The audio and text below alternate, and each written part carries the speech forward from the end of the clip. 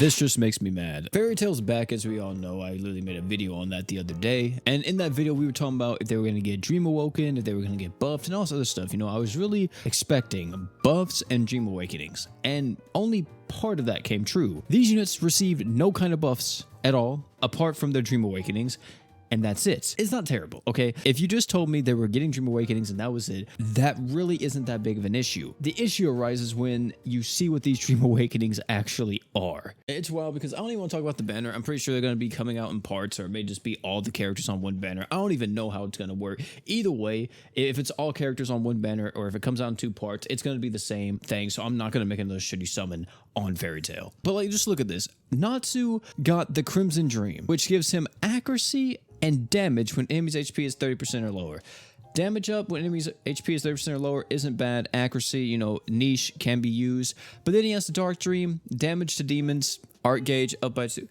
Why specifically demons? Why not just give him like Earth Killer or give him some other type of thing? I mean, Demon Killer isn't bad. There's a lot of different demon bosses in the game, but this doesn't really seem to synergize with his kit or work with him at all. Another one that I'm just like bewildered by is Gray's Dream Awakenings. His Water Dream gives him more attack, which is solid. You know, he is a damage dealer, and also autofills all human units are gauged by 1, which isn't bad. This actually can be used relatively well. And then the Dark Dream is just...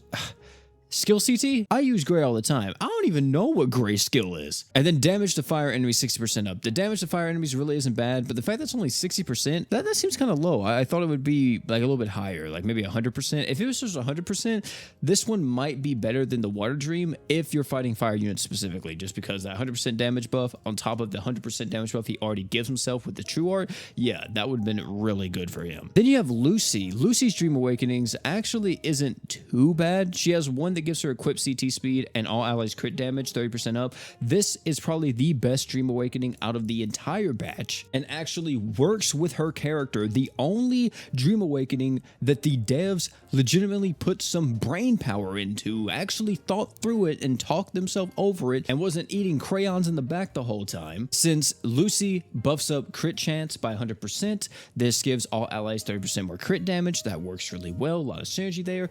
Equipment CT is amazing since she has really good slots with the heals and the support slots. Like, overall, that dream is insanely good for Lucy. And then the other dream, the light one, is kind of, you know, a little bit more standard. We have autofills all light units art gauge by 2, which is not bad since Lucy is wanting to be mainly on a mono light team in most situations, and all allies max HP 15% up. I would say the light dream would probably be the de facto choice if and only if it also had the crit damage buff or even the equipment CT buff with it. If that was the case, then yeah, light dream, I could definitely see people going with that.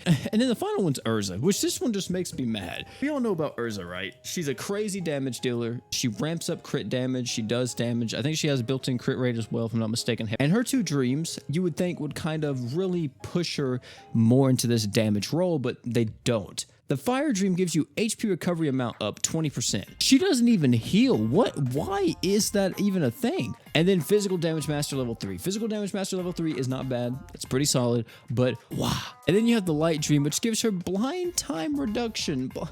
Blind. That's what we're doing now. We're giving characters that are Dream Awakening blind resist. This is the thing that would have made this light dream insane, is that if this was instead 50% all stats element, evasion rate, and reduction.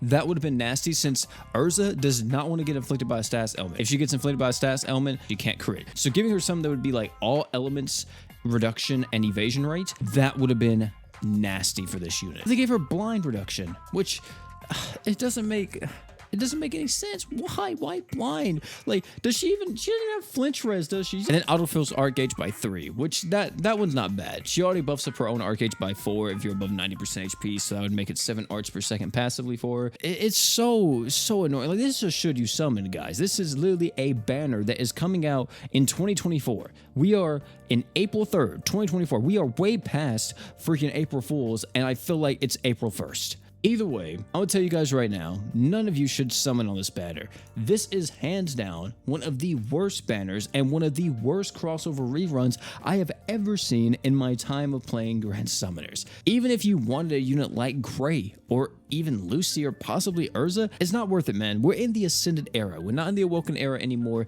These characters are still good and can be used from time to time, right? And especially, you know, a unit like Gray, since Gray's a luck unit and all the other characters are a luck unit, and you can get a lot of mileage out of that and different events and stuff, but it's not worth going for with your crystals, man. It's really not. I would say skip and save for hopefully whatever's coming after this that maybe will bring in some type of hype. I really hope so, man, 'cause God, this is awful. So if you're a new player or if you're an old player, it doesn't matter. Please do not summon on this banner. Please do not summon on this banner. Star God Lisa is still up. Summon on the Star God banner if you're brand new, okay? Try to get Star God Lisa. Don't summon for these guys. I love the Fairy Tail units, especially Gray, but they're not worth it anymore, man. They've had their time to shine. These Dream Awakenings didn't do anything for them, and it literally just kept them the same. They didn't get any type of buffs, so there's no reason to summon for any of these units at all. But ladies and gentlemen, that's going to be it for this one. Thank you all for coming out. If you enjoyed this video, how may check out either one of the other videos popping on the screen right now. Great content, guarantee you love them. Tell me down below, are you guys feeling the same way I am about these Fairy Tail buffs and just the Fairy Tail crossover coming back? Or let me know whatever you think down below in the comment section. I feel like it's going to be pretty unanimous across the board. Like, I don't think anyone's going to be too happy with any of the buffs from Fairy Tail. Either way though, fam, that's going to be it for this one. Thank you all again for coming out. And last but not least, you guys already know, don't forget to drink water.